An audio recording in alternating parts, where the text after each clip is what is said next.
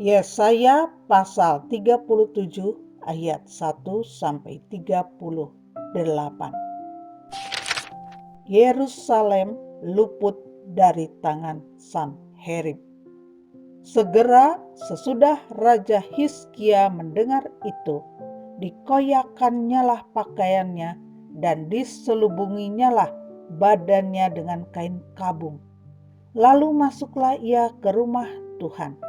Disuruhnyalah juga Elyakim, kepala istana, Sebna, panitera negara, dan yang tua-tua di antara para imam, dengan berselubungkan kain kabung kepada Nabi Yesaya bin Amos.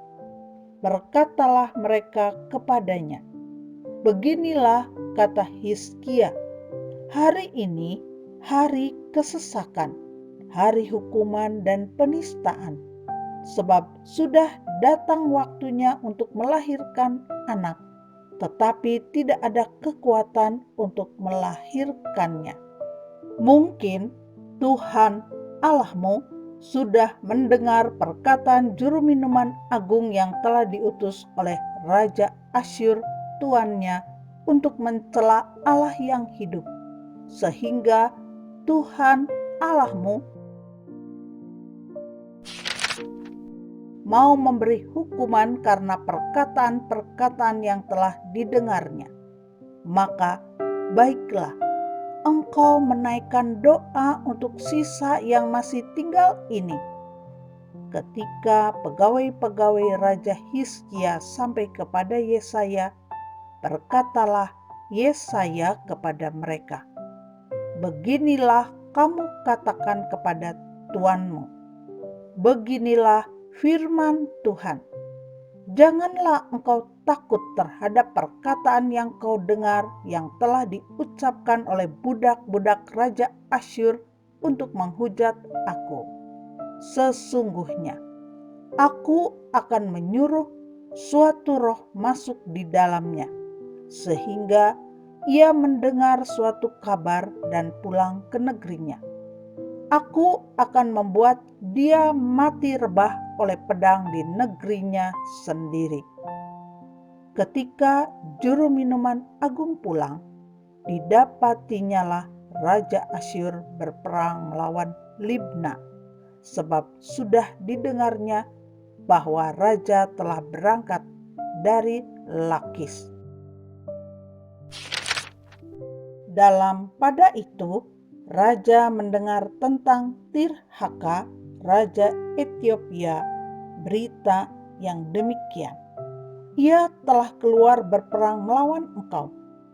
Dan ketika mendengar itu, disuruhnyalah utusan-utusan kepada Hizkia dengan pesan, "Beginilah harus kamu katakan kepada Hizkia, raja Yehuda, janganlah Allahmu yang kau percaya itu memperdayakan engkau dengan menjanjikan Yerusalem tidak akan diserahkan ke tangan Raja Asyur. Sesungguhnya engkau ini telah mendengar tentang yang dilakukan raja-raja Asyur kepada segala negeri, yakni bahwa mereka telah menumpasnya. Masakan engkau ini akan dilepaskan? Sudahkah para Allah dari bangsa-bangsa yang telah dimusnahkan oleh nenek moyangku dapat melepaskan mereka, yakni Gosan, Haran, Rezef, dan Bani Eden yang di Telasar? Di manakah raja negeri Hamat dan Arfad, raja kota Sefarwaim, raja negeri Hena dan Iwa?" Hizkia menerima surat itu dari tangan para utusan, lalu membacanya. Kemudian pergilah ia ke rumah Tuhan dan membentangkan surat itu di hadapan Tuhan. Hizkia berdoa di hadapan Tuhan. Katanya, "Ya Tuhan semesta alam, Allah Israel yang bertahta di atas kerubim, hanya Engkau sendirilah Allah segala kerajaan di bumi. Engkaulah yang menjadikan langit dan bumi. Sendengkanlah telingamu, ya Tuhan, dan dengarlah. Bukalah matamu, ya Tuhan, dan lihatlah. Dengarlah segala perkataan Sanherib yang telah dikirimnya untuk mencela Allah yang hidup. Ya Tuhan, memang raja-raja Asyur telah memusnahkan semua bangsa dan negeri-negeri mereka dan menaruh para allah mereka ke dalam api. Sebab mereka bukanlah Allah, hanya buatan tangan manusia, kayu dan batu. Sebab itu dapat dibinasakan orang.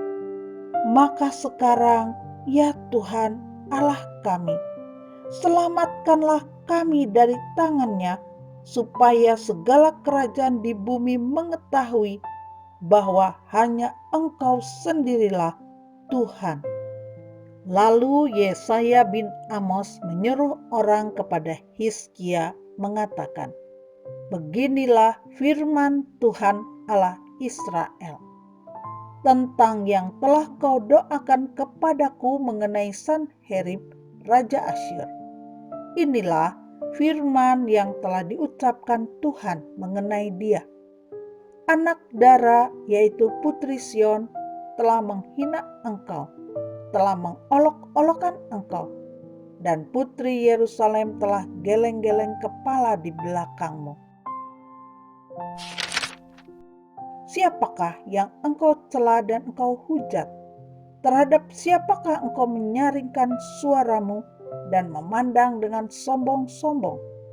Terhadap yang Maha Kudus, Allah Israel. Dengan perantaraan hamba-hambamu engkau telah mencela Tuhan, dan engkau telah berkata, dengan banyaknya keretaku aku naik ke tempat-tempat tinggi di pegunungan, ke tempat yang paling jauh di gunung Libanon. Aku telah menebang pohon-pohon arasnya yang tinggi besar, pohon-pohon sanobarnya yang terpilih. Aku telah masuk ke tempat tinggi yang paling ujung, ke hutan pohon-pohonannya yang lebat. Aku ini telah menggali air dan telah minum air. Aku telah mengeringkan dengan telapak kakiku segala sungai di Mesir. Bukankah telah kau dengar bahwa aku telah menentukannya dari jauh hari dan telah merancangnya dari zaman purbakala? Sekarang aku mewujudkannya, bahwa engkau membuat sunyi senyap kota-kota yang berkubu menjadi timbunan batu, sedang penduduknya yang tak berdaya menjadi terkejut dan malu. Mereka menjadi seperti tumbuh-tumbuhan di padang dan seperti rumput hijau, seperti rumput di atas soto atau gandum yang layu sebelum ia masak. Aku tahu jika engkau bangun atau duduk, jika keluar atau masuk, atau jika engkau mengamuk terhadap aku. Oleh karena engkau telah mengamuk terhadap aku, dan kata-kata keangkuhanmu telah naik sampai ke telingaku, maka aku akan menaruh kelikirku pada hidungmu dan kekangku pada bibirmu, dan aku akan memulangkan engkau melalui jalan dari mana engkau datang. Dan inilah yang akan menjadi tanda bagimu, hai Hizkia. Dalam tahun ini orang makan apa yang tumbuh sendiri, dan dalam tahun yang kedua apa yang tumbuh dari tanaman yang pertama. Tetapi dalam tahun yang ketiga menaburlah kamu, menuai, membuat kebun anggur dan memakan buahnya. Dan orang-orang yang terluput di antara kaum Yehuda, yaitu orang-orang yang masih tertinggal, akan berakar pula ke bawah dan menghasilkan buah ke atas. Sebab dari Yerusalem akan keluar orang-orang yang tertinggal, dan dari Gunung Sion orang-orang yang terluput. Giat cemburut Tuhan semesta alam akan melakukan hal ini. Sebab itu, beginilah firman Tuhan mengenai Raja Asyur. Ia tidak akan masuk ke kota ini dan tidak akan menembakkan panah ke sana. Juga ia tidak akan mendatanginya dengan perisai dan tidak akan menimbun tanah menjadi tembok untuk mengepungnya. Melalui jalan dari mana ia datang, ia akan pulang. Tetapi ke kota ini ia tidak akan masuk. Demikianlah firman Tuhan. Dan aku akan memagari kota ini untuk menyelamatkannya oleh karena aku dan oleh karena Daud hambaku.